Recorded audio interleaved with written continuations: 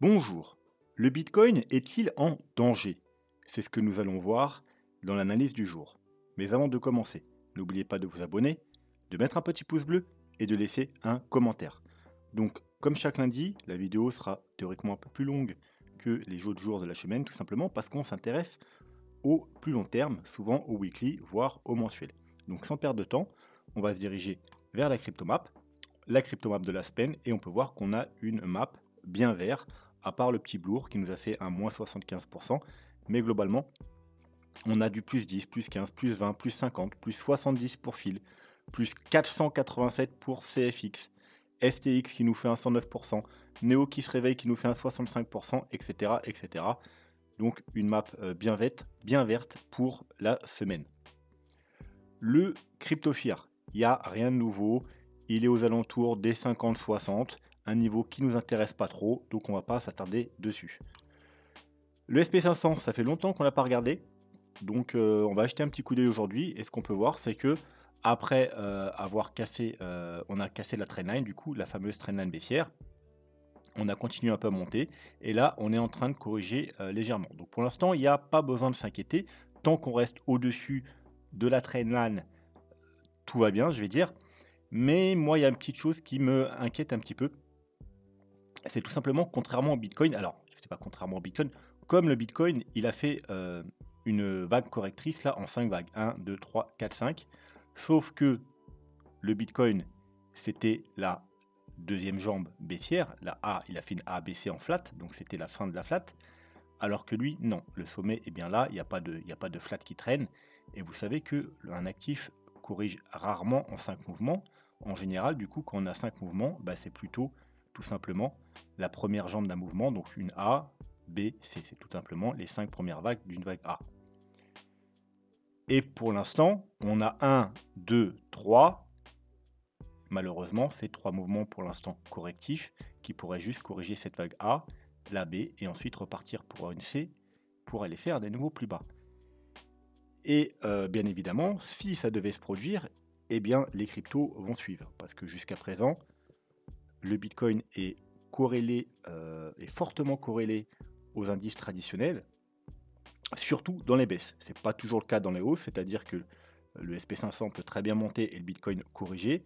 Mais par contre, dans les chutes, et je ne parle pas de chutes de quelques heures ou quelques jours, je parle bien de moyen long terme, quand il y a des gros crashs sur les marchés traditionnels, les cryptos y suivent forcément. Alors peut-être qu'un jour ça sera différent, que le Bitcoin y prendra son rôle de réserve de valeur, mais pour l'instant c'est pas le cas. C'est un actif risqué, donc quand les actifs risqués chutent, eh bien les gros portefeuilles sortent leurs actifs de tout ce qui est risqué, et le marché des cryptos, c'est le marché le plus risqué. Voilà, donc si jamais on ne devait pas avoir fini, par exemple, le scénario entre guillemets de la récession, comme beaucoup de gens vont vous parler, devait se mettre en action, et donc aller rechuter, faire des nouveaux plus bas, bien évidemment, le Bitcoin ferait probablement de même.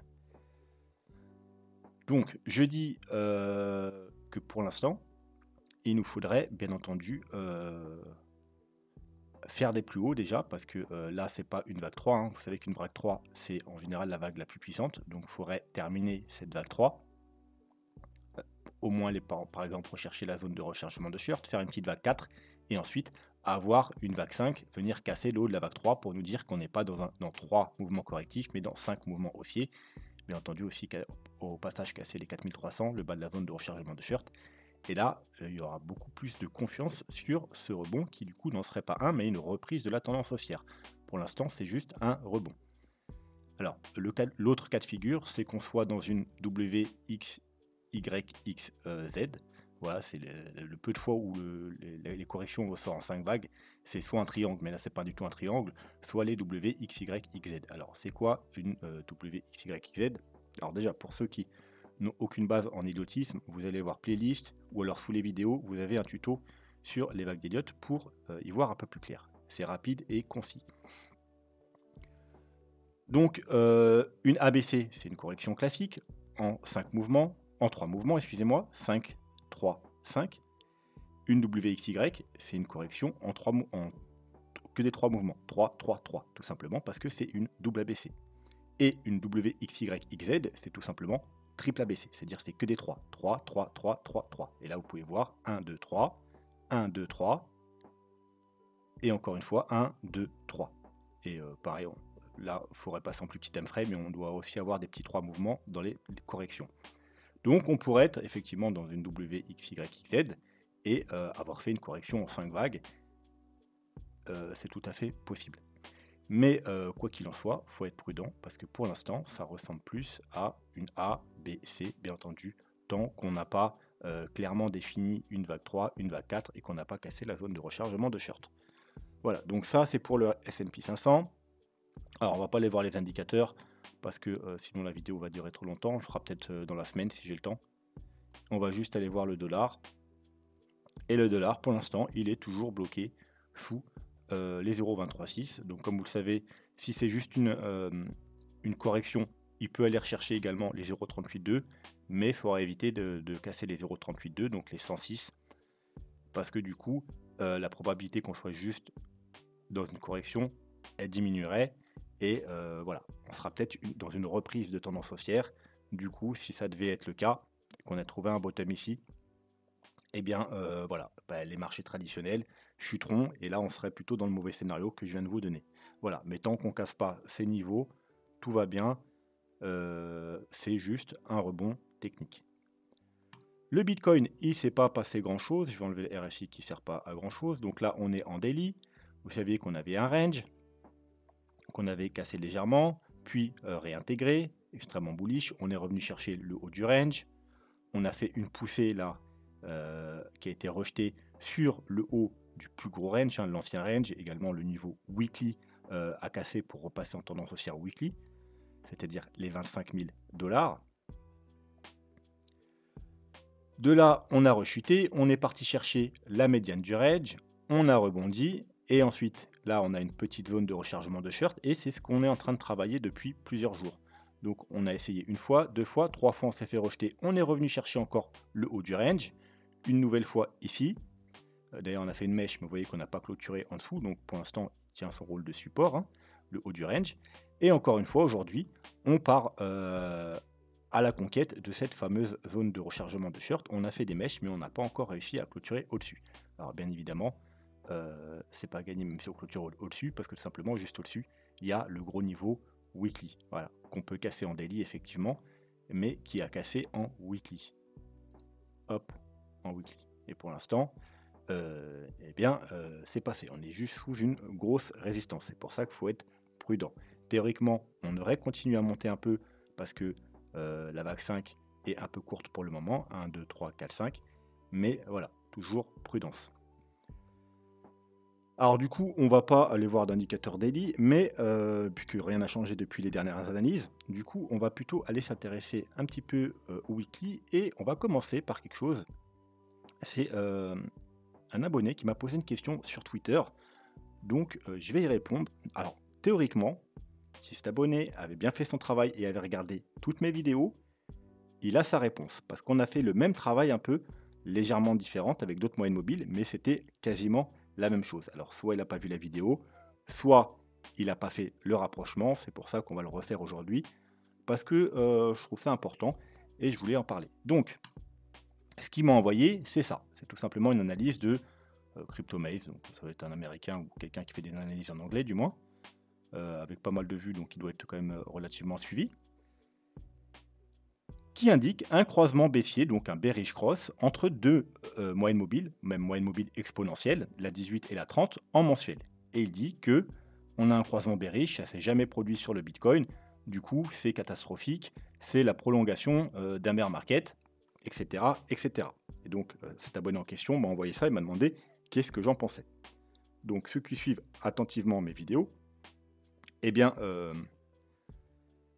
normalement, vous avez déjà la réponse, parce qu'on a fait le travail équivalent en weekly avec les moyennes mobiles 200 et 50, si je ne me trompe pas.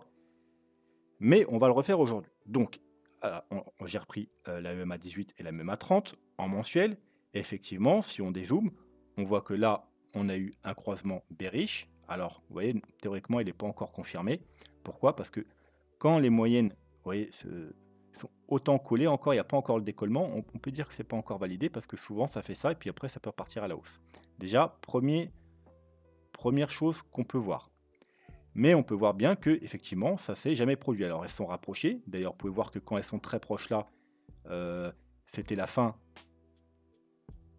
du bear market. Encore une fois ici, regardez ici, elles sont très collées. Alors elles ne sont pas touchées, mais encore une fois, c'était la fin du bear market. Et avant, voilà. Donc on peut voir que ça s'est jamais produit. Donc déjà, quand une chose s'est jamais produit, on ne peut pas affirmer que cette chose est bullish ou bearish, puisque ça ne s'est jamais produit. Donc on n'a pas de point de comparaison, tout simplement. C'est pas parce que c'est entre guillemets une bearish cross que c'est forcément bearish, puisque l'analyse technique repose sur l'analyse du passé. Là, ça s'est jamais passé, donc on ne peut pas en tirer de conclusion. Alors bien évidemment, on peut aller voir sur d'autres actifs ce qu'il en est, pour nous donner une idée. Mais encore une fois, chaque actif sont différents, ils ne vont pas répondre de la même façon aux indicateurs, c'est pour ça qu'il est toujours préférable d'aller voir l'actif en question. Mais on peut quand même aller jeter un œil à un autre actif pour voir déjà si on peut avoir une petite idée. Deuxième chose qu'il faut, troisième chose même qu'il faut avoir conscience, c'est qu'on est sur un gros time frame. Et en général, même un très gros time frame, c'est du mensuel, ils ont tendance à laguer. Et avec certains indicateurs, ils laguent tellement qu'en général, quand quelque chose se produit, le mouvement est déjà fini. Là, c'est un bearish cross. En fait, ce croisement baissier, c'est la représentation de la chute qu'on a depuis ici, voire même depuis ici. Donc, ça ne nous indique pas forcément qu'on va chuter, ça nous indique tout simplement qu'on a chuté. Donc ça, il faut en avoir conscience. Donc, il lague beaucoup en mensuel, donc ça peut très bien, au contraire, au lieu de nous dire que c'est catastrophique qu'on va chuter, que tout simplement, également, le mouvement est fini. Comme on a eu ici, même si on n'a pas croisé, vous voyez qu'on s'en est très rapproché, c'est ce qui se rapproche le plus de ici, et également ici, vous voyez, elles sont quasiment touchées ici. Et les deux fois, vous voyez bien que cet indicateur, même s'ils ne sont pas croisés, effectivement, eh bien, il laguait tellement que quand les lignes étaient très proches, c'était tout simplement la fin du bear market. Donc maintenant, quand même, on va aller jeter un coup d'œil sur un actif qui a beaucoup d'ancienneté. Alors, avec les autres moyennes mobiles, on avait déjà fait le travail en weekly, avec les moyennes mobiles, comme je vous dis, 200 et 50. On avait été voir le S&P. Donc là, on va aller voir un autre actif pour changer. Et je pense que, vu qu'il me faut un actif qui a énormément d'historique, on va aller voir l'or. Donc voilà, l'or, on a les deux moyennes mobiles. Pareil, alors les moyennes mobiles exponentielles. Et ce qu'on peut voir, c'est que, alors, ici, on a un croisement baissier. Vous voyez que la ligne jaune passe en dessous de la ligne bleue. Et regardez où on est pile au bottom. Et ensuite, on monte. Ici, on a un croisement baissier. Et effectivement, continuation de la tendance baissière. On avait déjà une vague baissière ici. On a eu un petit rebond, un croisement. Donc un peu ce qui se passe avec le Bitcoin. Et continuation de la tendance baissière. Ici, pareil. Croisement, tendance baissière. Ici, croisement. Et regardez, on est pile au bottom encore une fois. Et regardez ce qui se passe après. Voilà. Donc, ce que nous annonce CryptoMaze, c'est que là, c'est catastrophique. On va aller ici. Et regardez ce qui se passe. Boum, explosion haussière. Donc, voilà. Alors, on peut le voir que de temps en temps, eh bien, on a déjà fini. Ça confirme un peu ce qu'on a vu sur le Bitcoin, que le croisement lague tellement qu'en fait, ça nous indique tout simplement l'inverse, la fin du bear market à plusieurs reprises. Et à d'autres reprises, effectivement, ça nous annonce une chute. Mais vous voyez que, par contre, ici, le croisement, eh bien, on n'avait pas encore trop chuté. Hein. Vous voyez, on avait une consolidation. Donc, du coup, les lignes étaient déjà très proches. Donc, il a suffi d'une petite chute pour qu'elles croisent. Et on était au début du mouvement baissier. Alors que là, on était déjà on avait déjà chuté énormément. Donc, c'est un peu aussi ce qu'on peut voir. C'est que si on est en début de mouvement baissier, il y a plus de chances de... Voilà, comme ici, on était en début, quand elles sont croisées, on était en début de mouvement, en tout début de mouvement baissier. Vous voyez? On n'avait pas encore, quasiment pas chuté. Et donc là, elles sont croisées, effectivement, on a eu un mouvement baissier. Mais quand le mouvement baissier s'est déjà produit, eh bien, ça nous donnait plutôt un bottom qu'une continuation baissière. Voilà. Et nous, rappelez-vous, on avait vu à peu près la même chose. Je vais me remettre le S&P en weekly avec... C'était une vidéo d'il y a une semaine ou deux, je ne sais plus.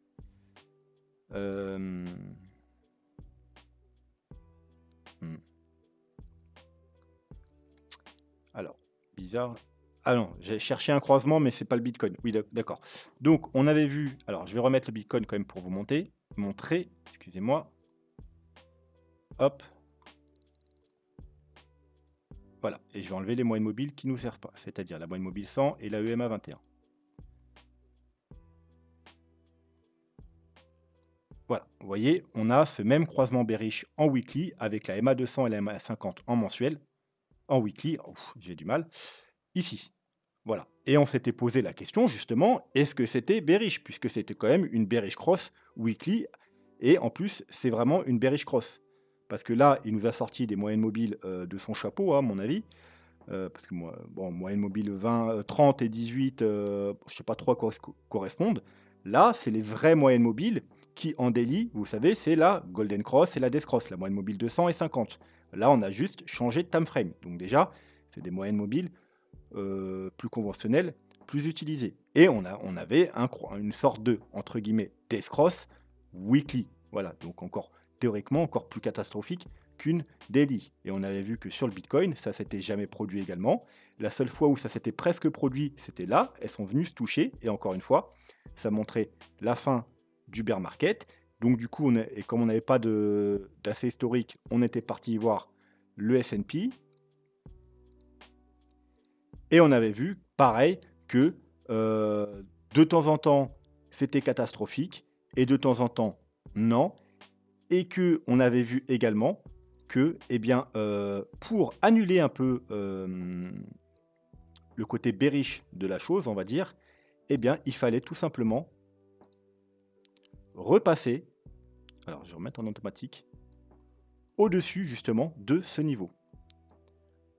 On avait vu que sur le S&P, quand on était au-dessus, ou quand on repassait très rapidement après le croisement au-dessus tout simplement des moyennes mobiles, eh bien, il n'y avait pas ce mouvement baissier. Par contre, si on était rejeté et qu'on s'installait en dessous et qu'on traînait en dessous, et bien effectivement, on avait le mouvement baissier. Et ça tombe bien, ces moyennes mobiles, elles sont, justement avec la 200 et la 50, elles sont sur les niveaux actuels de résistance. Vous voyez, c'est la moyenne mobile 200 qui fait rejet à 25 000 $. Et donc, c'est également le niveau qu'il faut passer pour vraiment confirmer la tendance haussière.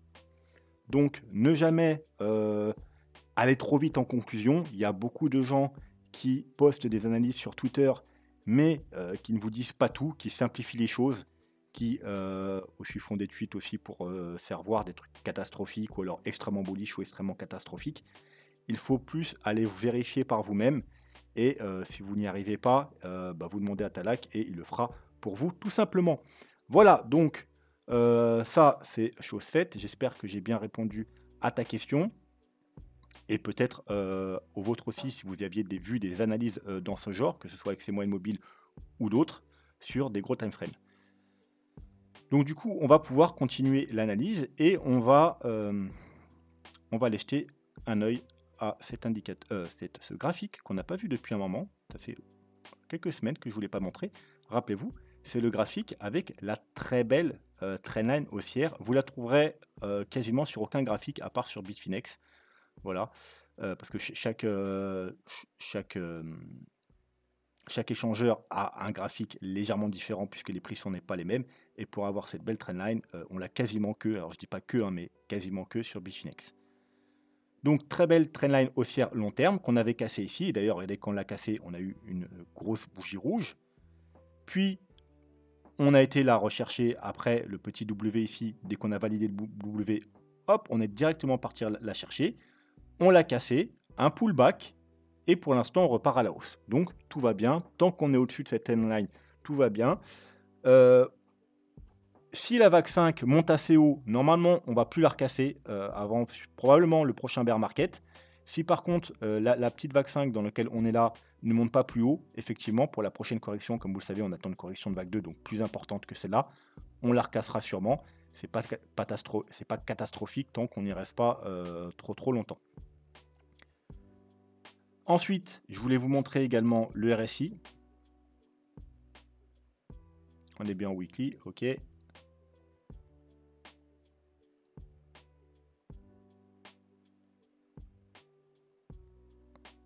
Alors, comme vous le savez, le niveau en weekly sur le RSI le plus important, c'est la zone entre les 50 et les 54, aux alentours des 52. Tout simplement, c'est la zone qui délimite les bull run et les bear market. Quand on est au-dessus, on est en bull run. Quand on est en dessous, on est en bear market. Quand on est au-dessus, on est en bull run et fait support. En dessous, bear market, fait résistance, etc., etc. Vous voyez que là, par exemple, quand on avait chuté, là, on était venu la tester et rejet, vous voyez, ici, là, et continuation de la tendance baissière. Voilà. Et là, on l'a enfin cassé il y a 2-3 semaines. Et qu'est-ce qu'on a fait quand on est venu faire d'ailleurs le pullback sur cette trendline? On a fait également un pullback, et on l'avait vu ça. Hein. Rappelez-vous, quand on était dessus, je vous avais dit, pour l'instant, c'est juste un pullback. Donc, il y a plus de chances de rebondir, vu que c'est un gros support, que de casser. Si on casse, si c'est une petite mèche, c'est pas très grave, hein, ça arrive des fois des petites mèches en haut ou en bas. Mais si on commence à s'installer en dessous, bah, malheureusement, on repart dans le territoire du bear market. Mais pour l'instant, on est au-dessus, donc tout va bien. On va plutôt aller voir, pour finir, le super trend. Alors, on va pas durer 3 heures aujourd'hui l'analyse weekly, tout simplement parce qu'on a déjà fait une partie vendredi. Donc si ce n'est pas déjà fait, bien entendu, allez faire la vidéo vendredi. Il y avait des choses importantes à dire sur certains indicateurs, même mes indicateurs préférés. On est arrivé sur des niveaux importants, donc je voulais vous en parler avant le week-end, tout simplement. Donc allez voir l'analyse de vendredi. C'est, on va dire, le début de l'analyse weekly. Voilà, les indicateurs importants. C'est pour ça qu'aujourd'hui, on ne va pas voir beaucoup d'indicateurs. Donc, le super trend, rappelez-vous, en 3 jours, qu'est-ce qu'on avait? On avait un signal haussier ici vers les 17 000 $ quand on a recassé cette petite ligne rouge, hein, parce qu'il fonctionne comme ça, le super trend, tout simplement. C'est des lignes qui marquent des niveaux, et quand on les casse, elles changent de couleur. Quand on les casse avec clôture, hein, donc confirmation haussière ou baissière, eh bien, ça nous donne les tendances. Il y a de temps en temps des faux signaux sur le 3 jours, c'est pour ça qu'on confirme avec le weekly, mais quand on veut se placer assez tôt, eh bien, le 3 jours, c'est plutôt bien, vous voyez, comme ici, comme également ici, vers les 17 à 18 000 $, c'était un très bon niveau également pour se placer.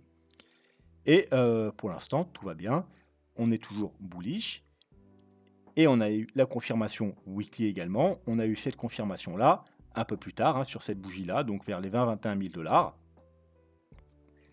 Et ce qui va nous importer maintenant, c'est tout simplement le niveau de support. Le niveau à ne pas casser pour repasser bearish. Le weekly, il y a beaucoup moins de faux signaux. On peut voir que le weekly, voilà, c'est des tendances très claires. On est bullish, on est vert. On est bearish, on est rouge. On est bullish, on est vert. Et quand après une grande tendance baissière, on repasse en vert, en général, eh bien, on continue. On peut revenir la tester. Vous voyez, là, on est revenu la tester. On a même fait une mèche. Mais voilà, on ne clôture pas en dessous. Et ensuite, comme ça. Voilà, pareil ici, pareil ici. Pareil ici.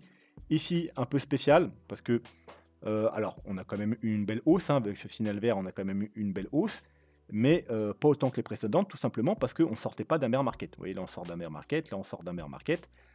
Cette fois-ci, on sort d'un bear market, là, on sortait juste d'une petite correction. Mais à chaque fois qu'on sort d'un bear market et que ça revient vert, et en général, c'est que le bear market est fini et qu'on reprend la tendance haussière. Donc, pour l'instant, ce niveau est autour des 18 400 $. Et rappelez-vous, c'est exactement le niveau dont on a parlé vendredi. On va peut-être mettre un peu plus fine quand même. C'est le même niveau qu'on a parlé vendredi, c'est-à-dire c'était le support. Hop, on va se remettre comme ça. C'était le support ici, la résistance ici, la base du W qui n'a pas été retestée. Quand on a fait ce petit W, on a tracé direct, on n'est jamais venu retester ce niveau. Et c'est également le niveau qu'on a sur l'indicateur que je vous ai montré vendredi, qui nous disait que tant qu'on ne repasse pas en dessous les 18 000, tout va bien. Et bien le super trend en weekly nous confirme que tant qu'on ne reclôture pas en dessous les 18 000, donc ce gros niveau de support, eh bien tout va bien, on restera bullish sur le long terme. Si par contre on clôture sous les 18 000 $, que ce soit cet indicateur, l'autre, ou même tous les autres sont un peu plus hauts, même c'est plus autour des 20 000 $, mais là on va dire c'est l'ultime support, les 18 000 $. tant qu'on ne repasse pas en dessous des 18 000 $, on reste dans le scénario bullish, c'est-à-dire que on a bien trouvé un bottom là et on va aller faire des nouveaux plus hauts, un nouveau bull market. Voilà, je pense qu'on va s'arrêter ah non, non, on va pas s'arrêter là, j'ai oublié quelque chose. Vite fait un petit coup d'œil sur le plan Elliott Wave. Donc, j'ai eu une question également sur Twitter. Alors là, je comprends pas. Alors, si cette personne, je sais pas si cette personne est censée suivre mes vidéos, mais il me demandait quelle, quelle vague on avait eu dans le bear market. Alors, je comprends pas comment il a pu passer à côté de ça, parce que ça fait pratiquement 2 ans maintenant qu'on en parle, au moins une fois par semaine, sinon 2 voire 3, que eh bien, la correction, c'était une flat. Voilà. Une A, B, C en flat avec 3 mouvements baissiers, 3 mouvements haussiers et pour finir, 5 mouvements baissiers avec, si on met le RSI, une belle divergence weekly en plus sur notre 5e vague. Voilà, donc les 5 vagues sont là, 1, 2, 3, 4, 5, parce qu'une flat c'est 3, 3, 5, avec une belle divergence confirmée, c'est pour ça qu'on avait anticipé un bottom ici. Donc, techniquement, si le bear market est bien fini, le scénario a été validé, on est bien fait une correction en flat. Voilà. Et maintenant, on est reprise de la tendance haussière, c'est-à-dire on attend quelque chose comme ça. Une vague, 2 vagues, 3 vagues, 4 vagues, 5 vagues. Alors attention, ne regardez pas les niveaux, hein, je les ai placés à main levée pour faire quelque chose un peu d'harmonieux par rapport à ce qu'on a déjà. Mais on pourrait aller, alors ouais, là, ça s'arrête à 80 000, mais on pourrait très bien aller aux 100 000, voire un peu plus haut, 120, 130 000, 150 000 $. On donnera des cibles quand on aura déjà une autre vague 2, ce qui n'est pas le cas, on n'a pas encore terminé la première vague. C'est pour ça qu'on va passer en daily, on va même s'enlever le RSI. Donc, on est dans notre première vague haussière, et la première vague haussière se divise en 5 sous-vagues. On a déjà eu une 2, une 3, qu'on avait repéré également le top de la 3. On avait dit attention, ça va corriger, ce sera le moment pour acheter si vous voulez profiter de la vague 5. Donc, on a racheté, on a ouvert des trades ici, dans la zone où on attendait la vague 4, et puis on a rebondi comme prévu pour aller faire des nouveaux plus hauts. Et maintenant, on attend, bien entendu, la fin de la vague 5, puis ensuite, on aura une correction assez importante, puisque c'est la vague 2, pour ensuite, bien entendu, continuer la hausse. On a vu également qu'il fallait être prudent, parce que on avait déjà atteint la première target de la vague 5. Alors techniquement, c'est pas celle à privilégier, parce que vous pouvez voir que, alors hop, ça nous fait quand même une vague 5 assez petite, encore plus petite que la 1. Et donc, en termes de vague d'Elliott, cette cible-là ou cette cible-là seront plus à privilégier, mais il ne fallait pas oublier qu'on était sous de grosses résistances. Alors on a vu, il y a la moyenne mobile 200 weekly, il y a les 25 000 $, bien entendu, le niveau à casser, donc grosse résistance, et encore sur d'autres indicateurs, donc grosse résistance weekly, donc il se pourrait que notre vague 5 s'arrête ici, puisqu'on est sous une grosse résistance. C'est pas ce que je favorise, j'aurais plutôt tendance à dire que peut-être justement pour piéger les gens, on va peut-être casser cette résistance en daily, vous voyez, très rapidement, aller rechercher au moins ce niveau, qui est pas si loin, c'est 1000 $, c'est 26 000, la deuxième target. Donc tout le monde va s'enflammer, on a cassé les 25 000 $, machin, on va to the moon, et ensuite, en fait, bim. Donc en fait, il y a plusieurs scénarios. Soit on a déjà trouvé la fin de la vague 5, c'est pas ce que je privilégie, mais comme on est sous une grosse résistance, c'est possible. Mais vu que tout le monde a vu cette grosse résistance, théoriquement, on devrait au moins faire un fake out. Donc deuxième scénario, fake out, ça veut dire on va aller rapidement au-dessus, tout le monde va s'enflammer, et tout le monde va commencer à rentrer dans des longues, et bim, ils vont se faire avoir, parce qu'après on va avoir ça derrière. Ou alors au contraire, il y a énormément de stops qui sont placés au-dessus des 25 000 $, donc si on les casse, ça va faire un gros mouvement haussier. Donc là, je pense qu'on ira chercher au moins celle-là, voire celle-là. Donc la prochaine target, c'est plus la target du fake out, c'est 26 000 $. Sinon, ensuite, on a 29 et 31 000 $ en cas de short squeeze, de grosse poussée haussière après la cassure des 25 000 $. Quoi qu'il en soit, techniquement, si comme moi vous êtes entré en trade ici, vous avez dû prendre une partie des profits, un petit peu de profit sur ce niveau-là, parce que c'est la première target. Vous savez qu'on avait ouvert un trade là et on avait 4 targets, donc théoriquement, vous devez prendre un peu de profit là, là, là et là, voire même laisser un petit peu au cas où qu'on irait plus haut. Donc pas de changement au niveau des vagues d'Elliott. Voilà, on est toujours dans notre vague 5 en attente de voir si on va casser ce niveau important et aller chercher les targets suivantes ou corriger à partir de là pour notre vague 2. Le décompte est un peu compliqué, donc je ne veux pas me prendre la tête à faire le décompte. Là, on a soit terminé un mouvement, et là, on est en train de commencer, on est dans une flat. Donc soit on a fait une vague 1 là, et là, on est probablement dans une flat. Hein. Vous voyez que vu que là, on vient corriger. Mais bon, je n'ai pas envie de me prendre la tête sur les petits décomptes. Donc, on va tout simplement attendre, soit qu'on soit rejeté et qu'on commence à faire notre vague 2, soit continuer la vague 5 et pour prendre nos profits sur les prochaines targets, tout simplement. Voilà, allez, on va s'arrêter là pour aujourd'hui parce que la vidéo est déjà bien assez longue. Je vous souhaite à tous une bonne soirée. N'hésitez pas à me donner vos altcoins en commentaire parce que à partir de demain, bien entendu, on va analyser 2 altcoins par jour toute la semaine. Et sinon, eh bien voilà, passez une bonne soirée et je vous dis à demain. Tchuss.